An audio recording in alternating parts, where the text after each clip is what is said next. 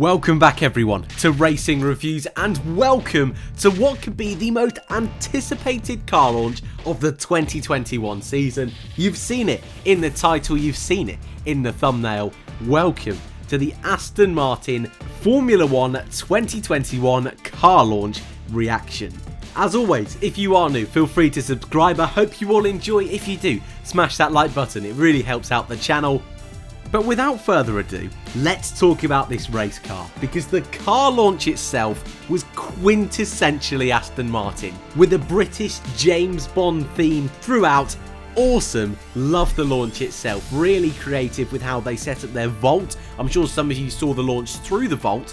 So different, so unique, big thumbs up from me, but the car itself is what everyone wanted to see. We expected the team to go back to its traditional racing British green colours, but how would they incorporate that with previous sponsor BWT? Would BWT stay on the car? Would we see any flashes of pink, any flashes of yellow? And here it is. What do we think? I tell you what, initially, some of you aren't going to be very happy here, initially I didn't like it.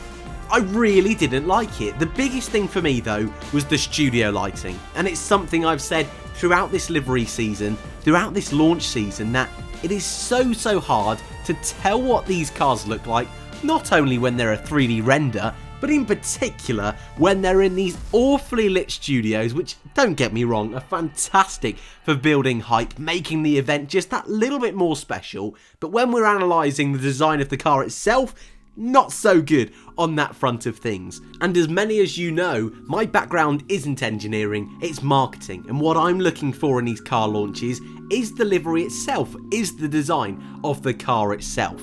Though it's a radical change from last year's Racing Point, the pink is still there. We have flashes right on the front of the car, a little pink line. In some of these shots, it does look red.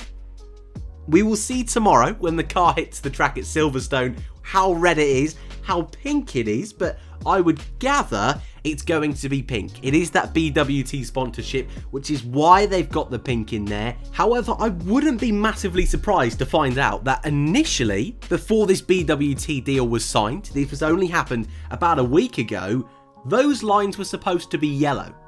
And actually, those little flashes of yellow that we see throughout Aston Martin's branding in the build up to this new season and all their merchandise is absent on the car. So I think the inclusion of the pink could have been last minute, and I think that's why a few weeks ago we did see stories circulating that maybe BWT were doing some shopping elsewhere, but it's not dreadful. Would have preferred yellow though.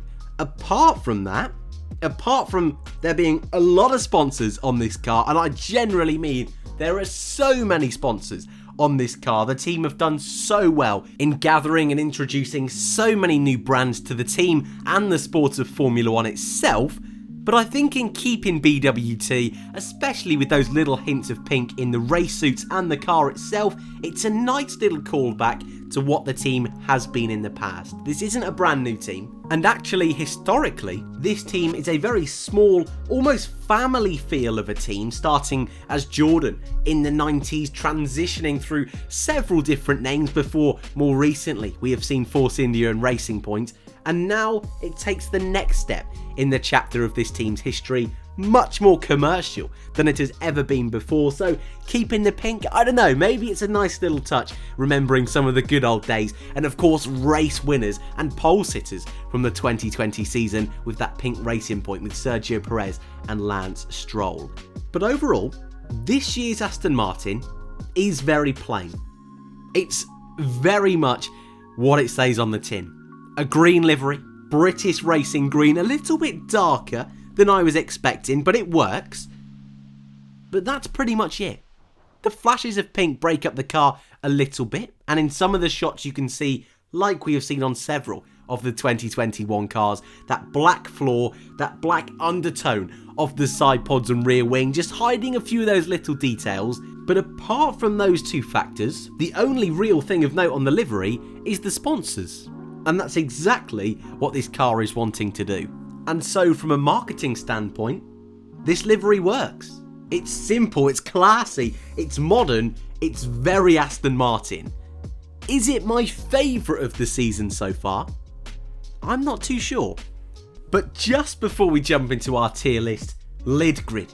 For the second day in a row, no helmet designs released for either Sebastian Vettel or Lance Stroll. We did see yesterday Esteban Ocon and Fernando Alonso releasing helmets. Sadly, it was a few hours after the launch, so we didn't include it in the Alpine video. But what I will say, and hopefully I can throw them up on screen, with Esteban Ocon changing up last year's design to include the French flag colours, really in keeping with Alpine's brand design for this year, and Fernando Alonso, really like this one. Only a few studio graphic mock-ups so far, but very much arcing back to those 2005, 2006 helmets. Look really good, and I think will look really nice with that brand new livery.